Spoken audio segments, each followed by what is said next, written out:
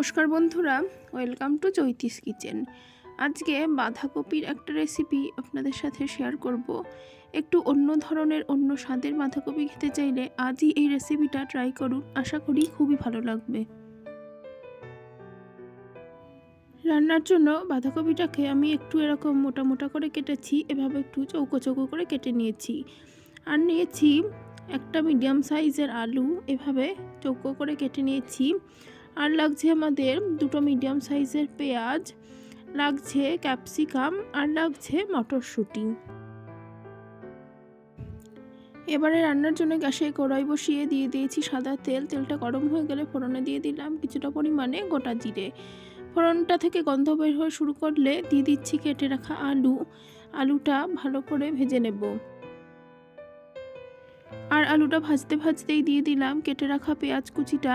সমস্তটা এখন খুব ভালোভাবে ভেজে নেব। আলু আর পেঁয়াজটা ভাজতে ভাজতে দিয়ে দিলাম অল্প একটু লবণ দিলে আলু আর পেঁয়াজটা তাড়াতাড়ি ভাজা হয়ে যাবে।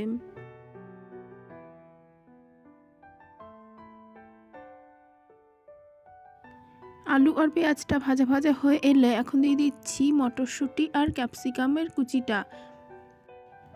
মটরশুঁটি এবং ক্যাপসিকাম খুব তাড়াতাড়ি সেদ্ধ হয়ে যায়, তো সেই জন্য এগুলোকে পরে দিলাম। আর মটরশুঁটি সরাসরি তেলের ওপরে দিলে পরে খুব ফেটে যায়, তো সেই জন্য এগুলো পরে দিয়ে একটু হালকা নাড়াচাড়া করে নিয়ে এবারে দিয়ে দিচ্ছি এর মধ্যে পরিমাণ মতন হলুদের গুঁড়ো দিয়ে সমস্ত সাথে খুব ভালোভাবে মিশিয়ে তারপরে ভালো করে ভেজে নেব।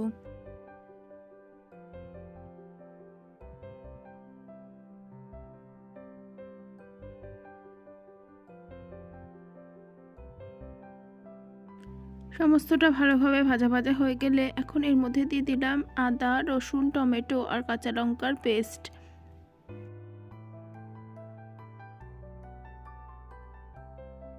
সমস্ত পেস্টটা একটু ভালোভাবে নাড়াচাড়া করে নিয়ে দিয়ে দিচ্ছি অল্প একটু জিরে ধনের গুঁড়ো, দিয়ে দিচ্ছি অল্প একটু হলুদ, যেহেতু আগে একটু হলুদ দিয়েছি সেই জন্য আর অল্প একটু হলুদ দিলাম। আর দিয়ে দিলাম একটু কাশ্মীরি লঙ্কার গুঁড়ো, যাতে রঙটা ভালো আসে। আর এবারে সমস্ত মশলাটা খুব ভালোভাবে কষিয়ে নেব।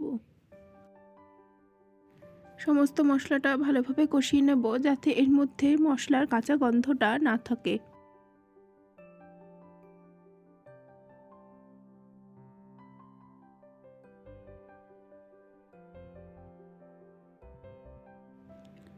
মশলাটা ভালোভাবে কষানো হয়ে গেলে দিয়ে দিচ্ছি কেটে রাখা বাঁধাকপি। সমস্ত বাঁধাকপিটা দিয়ে তারপরে মশলার সাথে খুব ভালোভাবে মিশিয়ে নেব।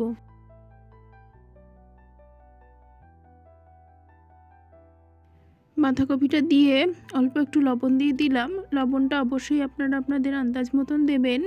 লবণটা দিলে পরে বাঁধাকপিটা ভালোভাবে মজে যাবে আর খেতেও ভালো লাগবে। আর দিয়ে দিলাম অল্প একটু চিনিটা অবশ্যই স্বাদটাকে ব্যালেন্স করার জন্য। আর এবারে সমস্তটা খুব ভালোভাবে মিশিয়ে দেব।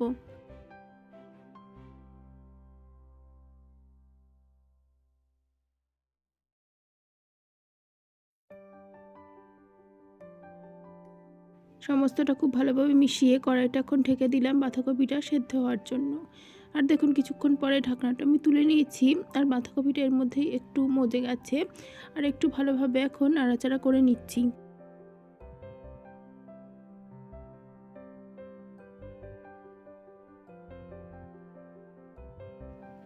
সমস্তটা বেশ কিছুক্ষণ নাড়াচাড়া করার পর আমি অল্প একটু জল দিয়ে দিয়েছি।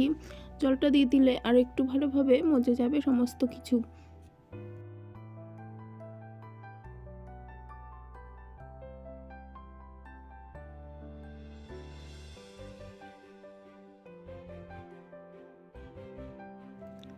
আর এবারে আমি অল্প একটু ধনেপাতা কুচি দিয়ে দিলাম।